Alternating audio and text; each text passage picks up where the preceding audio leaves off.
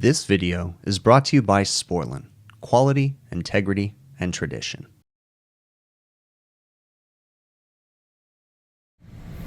Well, we've got a Glycol unit. Basically, they've got warm beer coming out their beer taps. This Glycol unit is supposed to keep the beer cold from the beer walk-in to the taps, and it's not working. Now, currently it's not turned on. They had another company out here, the beverage company, and they said that it has a bad compressor. But they're not refrigeration techs, so let's get in here and see what's going on.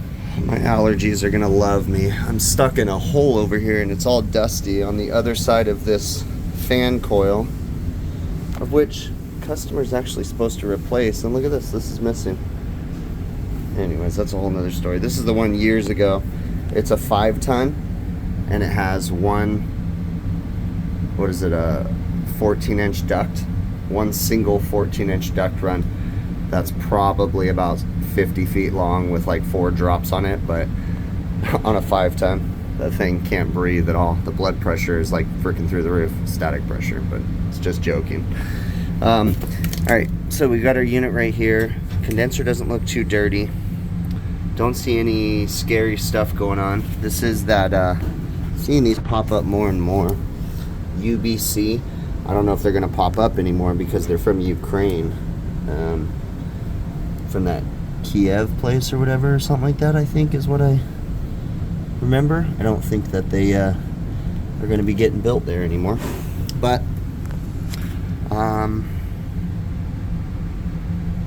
yeah, nothing too crazy. Doesn't look too dirty. Condenser, a little dusty, but I can see through it. So, let's go ahead and start this guy up. Let me find the plug. All right. I had a few choice words to say because I had to crawl over there to get it plugged in because they unplugged it. Let's go ahead and turn it on. Turn the pump on. Okay, pump works. It's a plus. Let's turn the compressor on and see what happens. Waiting for the digital display to kick on. 64. Compressor is making the click of death. So the compressor is not starting. So let's investigate these starting components, and then we also need to investigate whether or not we're getting the right voltage. But before we go any further, we're going to pull the start cap, make sure it has a good start cap, test that. You can clearly hear the compressor was turning off on internal overload. It has a clicks on, well, overload, because it has the clicks on relay. So it wasn't starting, so we'll test this guy. Alright, this start capacitor is supposed to have 315 microfarads and we've only got 95. So, we need to start by trying to change the starting components first. More than likely, that's going to be our problem. We'll change all the starting components. So this is a Tecumseh compressor. I'm going to get the information, pull up the Tecumseh app, find the part numbers, and we'll see if anybody local to where I'm at has them in stock. Alright, I put a temporary start capacitor on there just to see if I can get it to start before I go to the supply house. Let's turn it on, see what happens.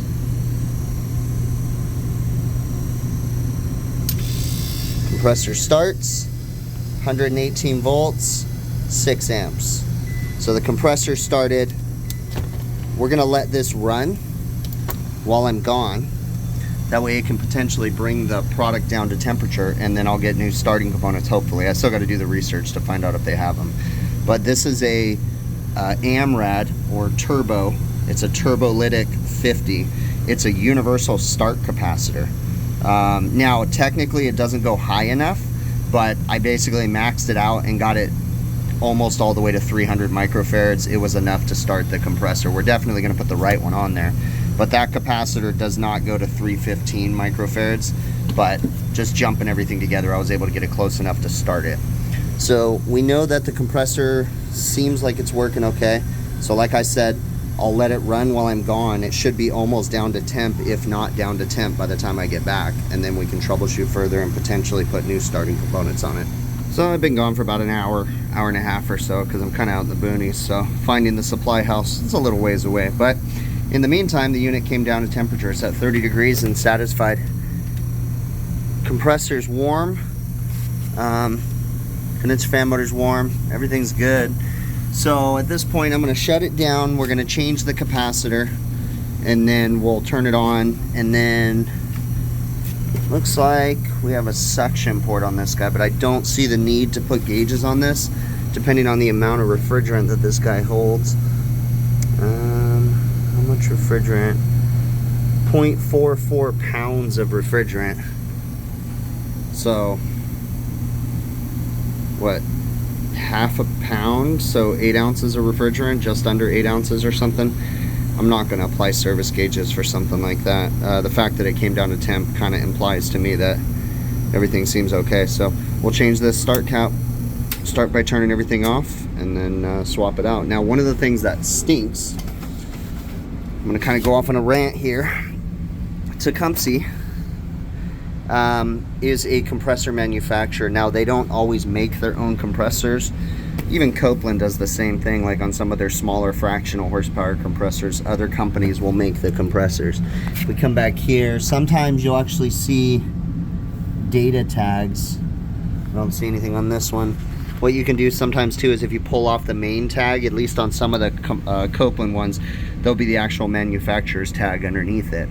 But the problem I have here is I like to go OEM on all my starting components. I like original manufactured parts. And a couple different reasons, but one of the main things is because you maintain UL listings, you know, they're easier to put in and stuff. For the life of me, this compressor with that model number does not exist in the United States, and none of their service bulletins or literatures that myself or the supply house looked up has any information about this compressor. Parts do not cross. The only thing that happens is they give you the option to cross this over to another Tecumseh compressor that is not identical. The starting components are different, because I looked at that too. So it's kind of silly of Tecumseh to do that. Makes it kind of difficult for the service guys. And you know, something that doesn't make sense to me was, yeah, this compressor says made in France, okay. It's manufactured in the Ukraine, the unit, but probably not anymore. Feel bad for that, but it just seems silly, because they manufactured this for the United States. It's running at 60 hertz. I mean, it's just dumb, but anyways, let's get on with it. Unfortunately, because I got a non-OEM, the cap doesn't fit on there, so I get to be a capacitor bandit over here. I taped the cover on just for safety. It won't fit into the holder anymore. I hate having to do this, but it is what it is. We're ready to go. Turn the pump on. Always make sure the pump is moving. This guy on. Should start up. Let's see what we do.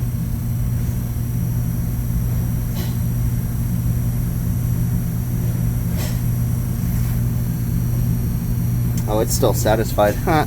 Go figure. I thought it was going to start. Let's have a look at what the temperature... Yeah, it's accurate. It says 30 degrees on my thermometer.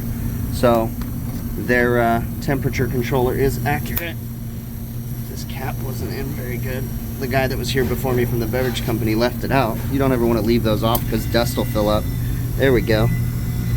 Starts at about 6 amps. 116 volts. 6.2 amps. Let's see what this guy says right here. Compressor, 1/3 horsepower, 9.5 amps.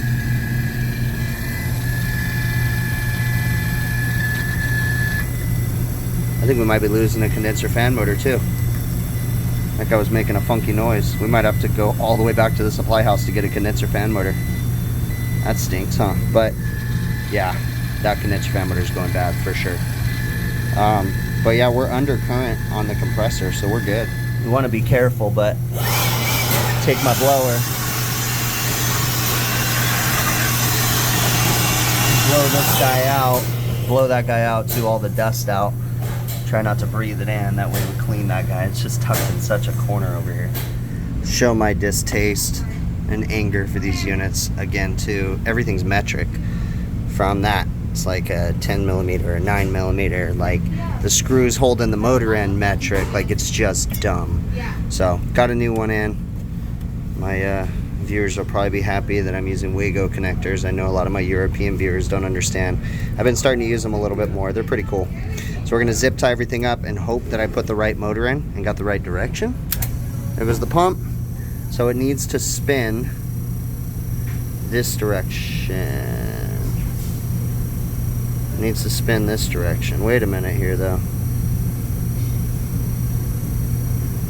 Yeah, it needs to spin that direction. Let's see if it does.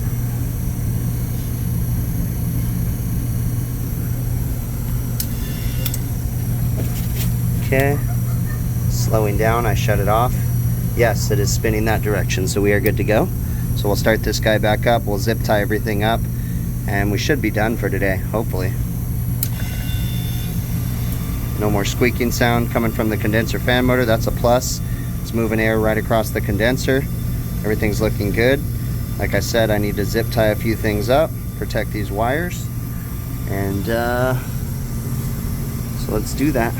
I guess I should check the motor current too. It's allowed to run 0.38 amps, so I'll get a current tester on there.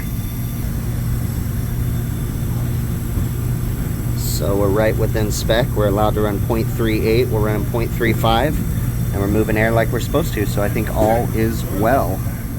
Alright, so I went ahead and put that filter media back on there. We cleaned the condenser, the unit's operating, put all the panels back on. It's back where it's supposed to be. Just to give you guys perspective, this is what I'm working in. There's like this air handler right here, and it's tight.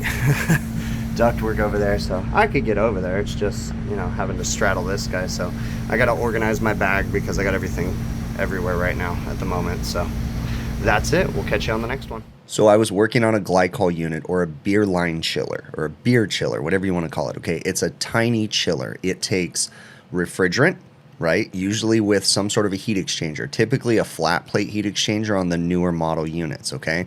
So on this particular unit, you have a flat plate heat exchanger, you have refrigerant going in one circuit, and then it's separated by stainless steel, and on the other side of that stainless steel is glycol, right? Propylene glycol in the case of this unit. And the propylene glycol circulates through the bath and then through the beer lines, and we chill that glycol. So we're chilling a secondary media, secondary fluid, which is the glycol, with refrigerant. But the refrigerant and the glycol are never mixing, okay? They just come in contact via surfaces, whether it be copper lines or a flat plate heat exchanger, and that's where the heat exchange happens, okay? So the refrigerant cools the secondary fluid, the glycol, which runs through via the pump on this unit some beer lines, and it's usually ran in a trunk line with multiple beer tap lines, and it keeps the beer cold from the beer walk-in the case of this video, or sometimes from the beer cave or wherever the beer kegs are stored. It keeps the the beer cool as it's on its journey to the beer tap, where when the bartender pulls it, they pour the nice cold beer into the mug, and then they serve it to the customers, okay? In the situation of this, the customer was complaining that the beer was foaming as they were pouring it into the glasses. But interestingly enough, customer said if they would pour 2 to 3 pitchers of beer and then dump those down the drain, the 4th and the 5th pitcher would be cold. And the reason why that happens, because they cleared out all the warm beer out of the lines, and then they were able to get a direct run, and it wasn't gaining heat fast enough to where they can pour it and it wasn't foaming. But clearly customers have the highest profit margin on alcohol, right? Ironically, it costs them almost nothing, but they sell it for, 10 times as much. But they don't like to waste beer because that's money down the drain, okay? So they called saying the glycol unit wasn't working. I went out there, I found that we had a bad start capacitor. Now, my frustration really kicked in on my journey to try to find the OEM starting components. When I'm changing starting components on a compressor, I prefer to change them all. In the case of this compressor, it had a current sensing relay, a clicks-on overload, and a start capacitor, okay? So when I went to the supply house, actually I called the supply house, I couldn't find the compressor. I looked up online, I did a bunch of research on my own.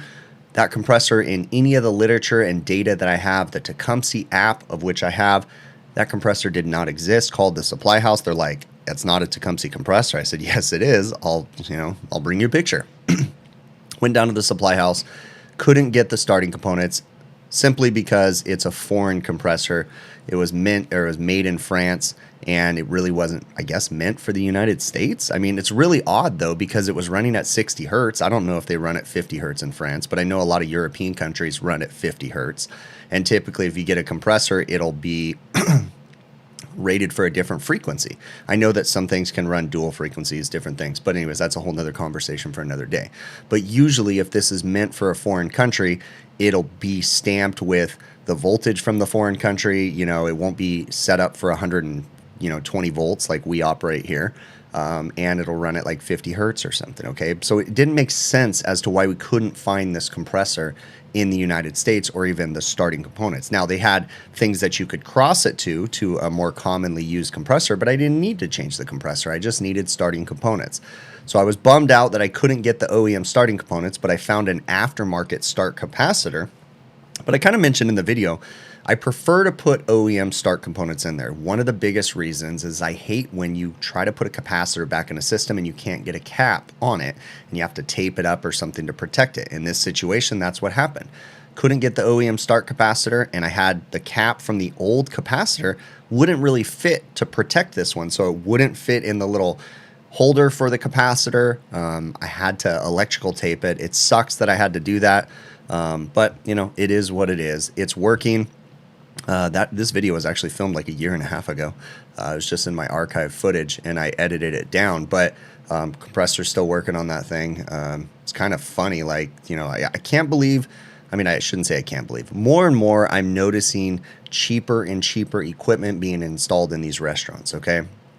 It's a bummer because some of the higher end name brand equipment that make glycol units, they're no longer being used, and they're installing this really cheap budget type equipment, and it doesn't last. And then you run into problems like this.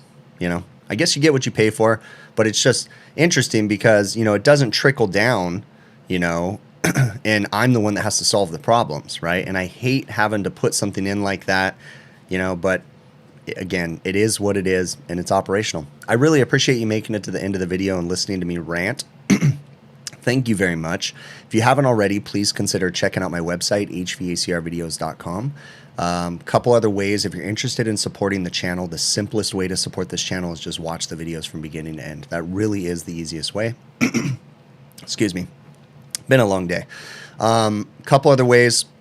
TrueTechTools.com. If you go to TrueTechTools.com, if you're interested in purchasing any tools, use my offer code BIGPICTURE, one word, at checkout. On most of the items on their website, you get a 8% discount. I get a small commission from that. A couple other ways to support the channel: PayPal, Patreon, YouTube channel memberships, and I'm dying over here. There's links in the show notes of that video, or in this video, for PayPal, Patreon, and YouTube channel membership. So if you're interested, if not, just watch the videos from beginning to end. That's the easiest way, okay? I really do appreciate you guys. Thank you very much. I'm going to end this so that way I can go hack up whatever's driving me nuts in my throat right now. Again, thank you so very much. The support, the feedback, the comments, everything I get from you guys, it is amazing, okay? Thank you, thank you, thank you. I will catch you on the next one.